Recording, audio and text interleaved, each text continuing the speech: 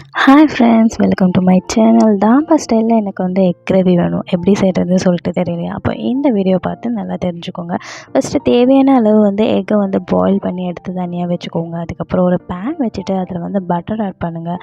Butter add பண்ணால் ஒரு rich feel கிடைக்கும். அப்படி வேணும்னா நீங்கள் ஆயில் யூஸ் பண்ணிக்கலாம். ஆயில் வேணும்னாலும் நீங்கள் 2 ஸ்பூன் யூஸ் பண்ணிவிட்டு அதில் வந்து பட்டை, கிராம்பு, அதுக்கப்புறம் ஏலக்காய், அதுக்கப்புறம் லவங்கம், அதுக்கப்புறம் இலை இதெல்லாமே ஆட் பண்ணிவிட்டு பச்சை மிளகா ஆட் பண்ணிவிட்டு தக்காளி, வெங்காயம் வந்து இஞ்சி பேஸ்ட்டு மாதிரி நீங்கள் அரைச்சி வச்சு இதில் வந்து ஆட் பண்ணிக்கணும். அதுக்கப்புறம் தேவையான அளவு உப்பு ஆட் பண்ணிவிட்டு மஞ்சத்தூள் ஆட் பண்ணிவிட்டு நல்லா வந்து அந்த பச்சை ஸ்மெல் போகிற வரைக்குமே நீங்கள் நல்லா கலரி விட்டு மூடி விட்டுருங்க.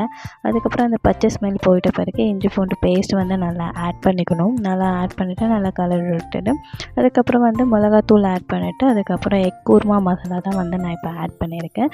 கரம் மசாலா வேணும்னாலும் ஆட் பண்ணிவிட்டு கொத்தமல்லி ஆட் பண்ணிவிட்டு நீங்கள் க்ளோஸ் பண்ணி வச்சுருங்க. அதுக்கப்புறம் கொஞ்சம் வந்து தண்ணி வேணாலும் ஆட் பண்ணிவிட்டு அது பச்சை ஸ்மெல் போகணுன்னா இந்த முட்டையை வந்து நீங்கள் அதில் வந்து ஸ்லைஸாக கட் பண்ணி நீங்கள் வந்து போட்டுக்கலாம். உங்களுக்கு கிரேவியாக வேணாலும் கிரேவியாக வச்சுக்கலாம். இல்லைன்னா வந்து தொக்கா வேணும்னாலும் நீங்கள் வந்து அதுக்கேற்ற மாதிரி தண்ணியை வந்து ஊற்றிக்கலாம். இதை வந்து நீங்கள் சப்பாத்தி, தோசை எல்லாத்துக்குமே வந்து நீங்கள் ட்ரை பண்ணி பாருங்கள், நல்லாயிருக்கும். லாஸ்ட்டாக வந்து கஸ்தூரி மேத்தி நீங்கள் ஆட் பண்ணிவிட்டு வந்து ட்ரை பண்ணி பாருங்கள், ரொம்ப டேஸ்ட்டாக இருக்கும்.